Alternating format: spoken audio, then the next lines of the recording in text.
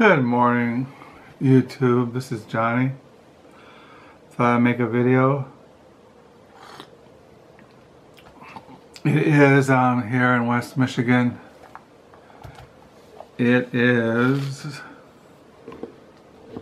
the 19th of November, and I'm going to get this camera straight. I want you to look right into your eyeballs. It is November the 19th. It is 8:03 in the morning and a Tuesday. Outside it is gray, cold, damp, dreary, dismal, ugly. Just the weather sucks. So yeah, I got up this morning around 6:20, ate breakfast, made a pot of coffee, messed with the computer, looked at some booktube videos, and I've been sitting here writing in my paper diary. This is page 944. You know, I really don't write about anything. It's, you know, what do I do? I mean, I don't really do anything every day. I mean, I get up in the mornings, I make coffee, I eat breakfast, I mess with the computer, check my email, watch videos, look at the news, write in my diary, and I read. This morning, it's like I can't read my Christian books lately. I don't know. I do have next to me this book. I read this last night. Vernon, Substitute, Volume 1 by. I probably pronounce. I know I'm mispronouncing the woman's name. Virginie Despentes.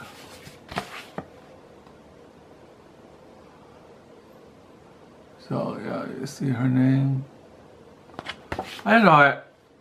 I read this last night. I had Monday Night Football on mute. And I read that. It's kind of like what's on my mind. So yeah, yesterday was Monday. I went to the book Nook. I brought books home from the book Nook. Used books, but I don't feel like showing them. Yeah, when I was at the book Nook, the woman who's in charge was there. She was going through the donations and putting prices on books and putting them into the bookstore. And I talked to her about things. I don't know. I always feel kind of uncomfortable talking to people because I talk about things they probably don't have any interest in. They probably find it, who really cares? But one thing that came up was there was something, some Christian book had come in, I think, was something, Christianity came up. Now, the woman who's in charge is not a professing Christian. She's an elderly lady. Well, I'm elderly. She's a really nice lady. I mean, but somehow I came up talking about Presbyterianism. I think she asked me what church I went to. And I said, well, I don't go to church. And I said, well, my wife goes. She knows my wife, that she goes to church. And I said, yeah, my wife goes to the Presbyterian Church in America, which started in the 70s down in the South, United States, the southern states, that broke away from the United Presbyterian Church. And I was just rambling on and rambling on and rambling on. And I told her, yeah, many years ago when I lived out in California, when I embraced Calvinism, I went to an Orthodox Presbyterian Church. That was back in the early 70s, back there in Berkeley, California. And I told her there's no PC church here in Holland, but they're more into reaching out to the lost, more into evangelism. They're not really into anything else. Many years ago, when we left the church that we helped start here in Holland, I looked for a different church. I went to different churches looking for another church. And I did go to the OPC, the Orthodox Presbyterian Church here in town, because many, many years ago I was a member of it when I lived out in California.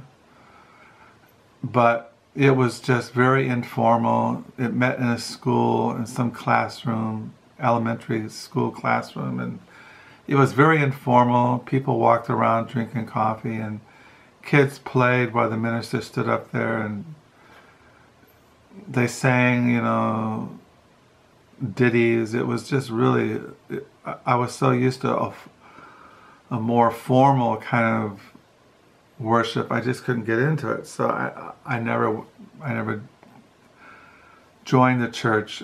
And I looked at different churches and I couldn't find anything. So then we started going to the PCA church here in town, because Carol has to go to church. As I said, she's gone to church her whole life. Her spirituality is church. So we went to the PCA. At that time, there was a minister there that my wife had known as a girl. He had been in the Christian Reformed Church, and he had left and was now a minister in the PCA. He was an quite elderly man. But Carol knew him as a girl, and she had babysat their kids when they were little, and she knew the family, and she really liked him. But I didn't really like him. He was like, to me, he was just like a Southern Baptist revivalist preacher. I just didn't like him. Well, he left, and then they got another minister, by that time I had stopped going because I just couldn't get into the church scene there at the PCA. See, that's what I'm thinking about this morning. Why am I making this video and just rambling about this? Is that I would go to church, and in those days I was working. I worked in an egg processing plant. It was hard, physical, back-breaking, depressing, exhausting, horrible job. And I would go to church on Sunday looking for something that was radically different from my day-to-day existence, work life, exhaustion, dead world, and all this. So I would go to church and I would want something that was a radical break from those 6 other days of my life. And I would go to church on Sunday, and the minister would say that we're all happy in Jesus, and we're all one big family of God, and we all are this and that. But in reality, I said to myself, well, I don't know any of these people in this church. And when I'm working 6 days a week, I never see them, I never talk to them, I never have any relationship with them. So how can this minister up there say that we're all big one family in Jesus, and we all love one another, and we're all brothers and sisters in Christ, when in actuality these people didn't know me and I didn't know them? So I thought to myself, this is kind of fake, this is not real. And plus, the spirituality, this Southern Baptist, rah, rah, rah, rah, shouting hallelujah, the woman was pounding the piano, it was super loud, and they'd have special music, a guy coming and playing a jazz trombone, trumpet, and they have these horrible choirs and solo singers. And then I said, this is what it means to meet God face to face. This is what it means to be intoxicated with God. This is what it means to have a relationship with a transcendent, holy, majestic God. Listening some guy up there give a jazz solo on a Sunday night in church. And it just became so unreal that when I would come home, I just felt sick inside. I felt depressed. I said, this is not real. So eventually I got fired from my job, and by that time I had left the church. But the point of this whole video is that when you tell people, well, I'm a Christian, people automatically say, well, what church you go to? And then I say, well, I stopped going to church about 12, 13 years ago. Now, I went to church for almost 30 years. All kinds of churches. I went to American Baptist churches, independent Calvinistic churches, the OPC, the PCA, and I went to all kinds of little churches. But back then I was just, I was different. I was younger. I went to Bible college. I went to seminary. I preached and taught in churches. When Carol and I moved here to Holland, we helped start a church, and I was involved, and we were very involved in that church for almost 10 years. I taught adult Sunday school, but then, I had a big change in my theology and my Bible, what the Bible taught. I was no longer considered orthodox because I no longer held to classical covenant theology or infant baptism or Calvinistic sacramental theology and all this. But I'm still conservative. That's the point. I'm still Bible believing. I still believe in singing the Psalms and giving tithes and helping the poor, and still believe in preaching and teaching the Bible, but I just can't find any church or any place that I feel that I would meet God face to face. It just seems that everything's enculturated. Every church you go to, everybody has some trip or some theological system or some kind of conception of what it means to be a Christian, some kind of spirituality. It just all seems unreal to me.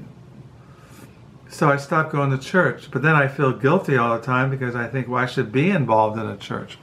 Well, how can you go to a church if you believe in what they're teaching and preaching, that you really have some fellowship with these people, you have some kind of relationship that's just not, you say hello on Sunday and then the whole week you never see these people or never have any kind of contact with them, and then Sunday you see them again and you say hi, and then you have coffee and you talk about the weather, and then you go home again.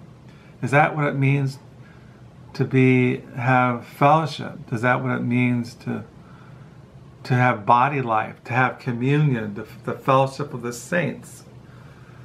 Of course, with me, it's very difficult because I'm very insecure and I'm very out front with how I feel and my emotions and my thoughts. And I just don't feel like exposing myself anymore. So for so many years, I was involved in church. I did all the right things. It was very difficult. It was very depressing. I experienced all kinds of rejection. I experienced all kinds of awkwardness. But I did it because I thought, well, that's what I'm supposed to do as a Christian. A Christian's supposed to go to church. But, I never found it meaningful. I just felt like I was always trying to conform or feeling I wasn't conforming to this group or this little subculture or this little conception of spirituality or worship or their theological system. I was always checking myself. Am I saying the right theological things? Am I doing the right outward expressions of worship? Am I being cool? Am I being friendly? Am I being loving? Am I being this and I'm being that? And I always felt I was always examining myself. I was always being introspective. And then I come home after church and feel like, well, I said something dumb, or did I say the wrong thing, or why am I being so critical? Why can't I just accept what is going on in this church and say everything is cool, everything is wonderful, everybody's happy in Jesus, instead of coming home and just feeling like crap. So then I just stopped going. But then I still feel like crap. So, it goes around and around and around. But people ask me, well, what church you go to? So that's the point. How can you be a Christian and not go to church? Every day of my Christian life, I struggle with that. Because I'm supposed to be involved in some kind of Christian group, the church. And yet here I just sit here on a Tuesday morning talking into a camera, lifting up a book about something that's not even church. And I got Bibles in front of me. I did go down last night. This is the Bible I got from seminary. It was not a New International Version. It was the New American Standard Bible. And you can see there, Johnny Ray Keene, MDiv, 1986.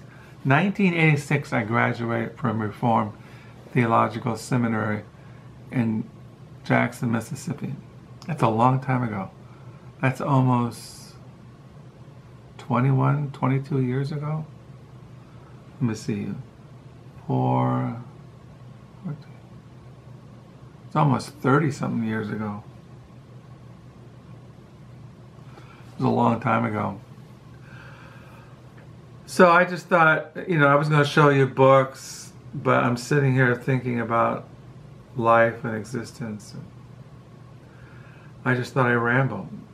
I was going to call this video Church Life, the history of the church. Yeah, because yesterday I was talking to Mary at the book Nook, and I could tell when I told her I don't go to church, even though she's not a Christian. She kind of looked at me like, well, that's kind of weird. Here you are professing to be a Christian, but you don't go to church. So what do? So I'm always saying, hey, I'm marching to Zion. I'm marching to the heavenly city of God, just all by my lonesome self. Now I have Carol, my wife, but I don't have any Christian fellowship. Because I just don't feel, or I can't find anybody. I can't find the church.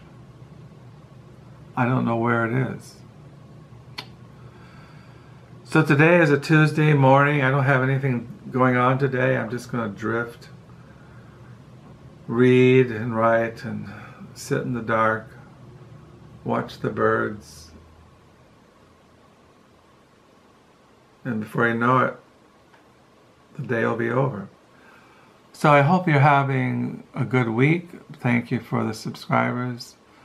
Sorry about this rambling. I don't really have any books, except, like I said, I ordered the second volume of this. It's being translated into English. This is a French writer writing in my diary, drinking coffee, and just looking over my existence and saying, where did I mess up? So until next time, bye.